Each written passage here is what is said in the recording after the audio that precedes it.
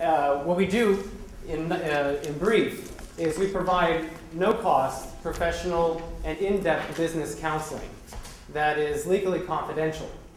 We work with those who are starting a business, those who have a business, on issues of financing, growth, business planning, those who are looking to do research on a particular market and try to find out how their business can adapt to that particular market. It's a whole range of issues that we are able to help businesses with directly and also to connect them to other resources. My suggestion is always, if you're working with one technical service provider, that you should look and see what other viewpoints are as well. It's always good to have as many eyeballs look over your business plan, have as many conversations as possible to be able to test the mettle of your idea, and to be able to just accumulate the best advice that you can. With that, though, I invite everyone to come to our center afterwards, or any small business development center. There's actually one right here in Brooklyn, to have a counseling appointment to follow up on some of the in-depth things here when it comes to financial statements.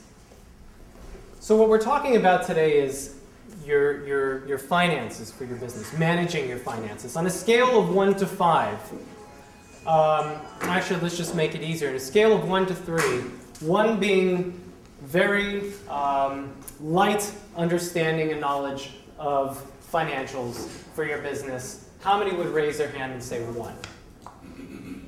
Medium, you're so-so with the finances of your business, but you could learn a little bit more.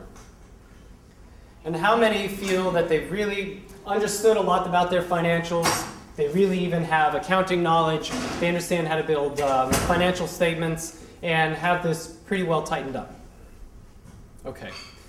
Everyone who is in that category are in the other workshops. All right. So what we're going to be doing is first talking about, we'll do it this way. Can I move this over a little bit?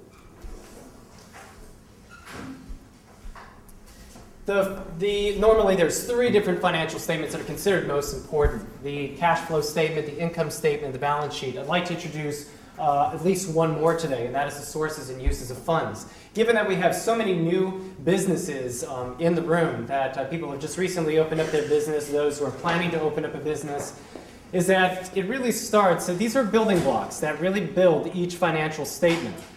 And one of your first steps to do in just the process of evaluating what you need to do to open up a business is not only researching your market, identifying who they are, what their preferences are, how your business is going to serve that market and be built around your clients, but then also how much is this model that you've been developing going to cost? And this very first statement, the sources and uses of funds statement, which is actually right here on your handout, and I'll refer to, if I may just use this here.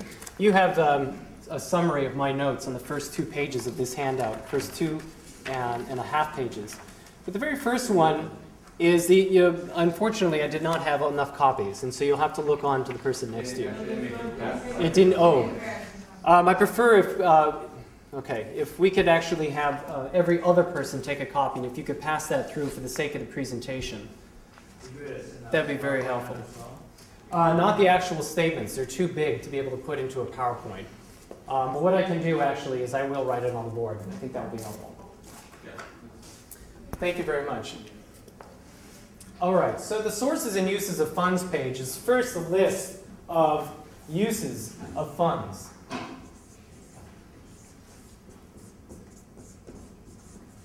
And in this lineup, you have everything that it is going to take to open up your business. And this means having found a space, you know what kind of renovations it's going to need. You've talked to contractors, you've gotten estimates on the repairs, you've gone shopping for the materials.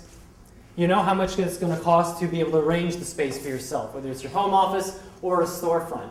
Another one could be the rent deposit that you need to be able to put down at the very beginning to get into the space. Next category could be startup expenses. Leasehold improvements. I'm sorry? Leasehold improvements. Leasehold improvements, that's right. And so that's what we're talking about, renovations, anything you want to do to maybe even buy equipment or furniture for the business. You could even have a opening event that's going to be marketing the arrival of your business, a grand opening. And so you put in a budget for that. The other thing that's very important to put into here, in your uses of funds, is also your reserves. And it's often recommended that you start with about 3 to 6 months of your fixed costs and reserves.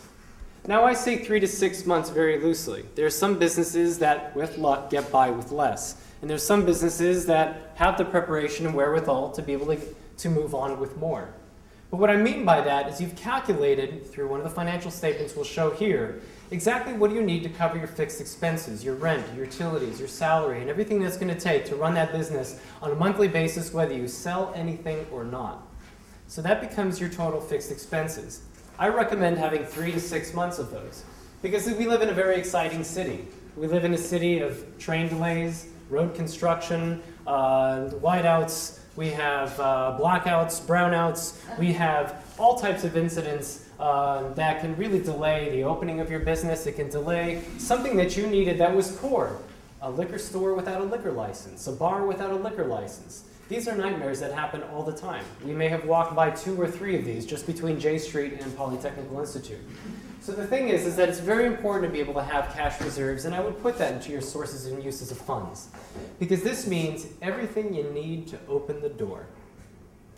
The last part of it, though, and this is on the statement as well, is the sources of funds. Right? Of funds, that's great. Of funds. And where do we get money? From our own wallet, right? So you have you have, which is savings, you also have, I heard credit cards mumbled. Oh, I wish this were a real chalkboard, because I'd run my fingers down the board and make you feel that same feeling I heard when I heard credit cards. To what? Assets. Well, you would say savings, right? Let's just go with savings, your own assets, right? And then you also have loans, and you also have financing, or I'm going to call it equity. And that's what the seminar just previous to this was about, was it getting investor money for your business. So where's it going to go? Where's it going to come from? That's the sources and uses of funds page.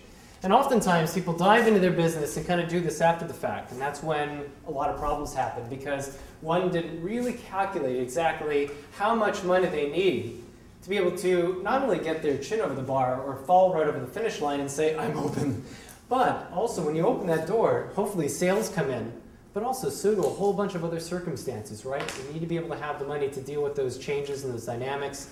You learn about the community as soon as you open up a business and you want to sell to it. You want to sell to somebody, you're learning about them. You may actually change what you're doing a little bit, and you want to have the financing to be able to do that. So that's why it's very important to fill out this very first form, the sources and uses of funds. Are there any questions on that? When you say equity, you mean sell some piece of your business? That's right. You're selling part ownership in your business. And that's the sources and uses of funds page. And so when we were looking at that very last portion here of debt and equity, I wanted to just introduce, this is kind of the, how a lender will look at your business. And that's where financial statements come into this, is that lender is going to be looking at, if it's a brand new business, your financial projections. And believe me, there are some lenders who are cracking open business plans and actually looking at them at this point in time for new businesses. But many banks, as we well know, are being very conservative still. But the thing is that they're making a decision on 5 different categories: cash flow, the collateral, the character of the borrower, the capital, and the credit score. Today is really focused on that cash flow and that on the cash flow issue. In order to be able to show that cash flow, you need to be able to start building a basic accounting system for your business. And we'll talk about that here in a moment.